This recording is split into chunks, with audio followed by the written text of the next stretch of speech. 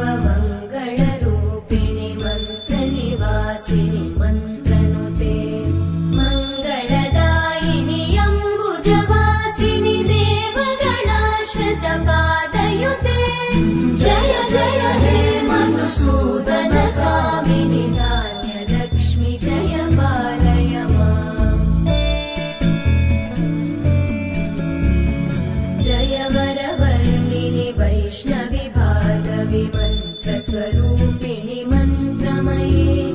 सुरगणपूजित शीघ्रफलप्रद ज्ञानविकासिनि शास्त्रनुते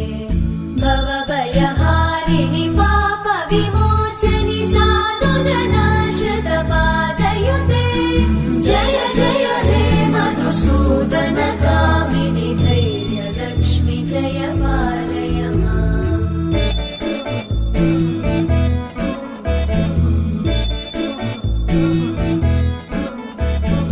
जय जय दुर्गतिनाशिनि कामिनि सर्वफलप्रद शास्त्रमये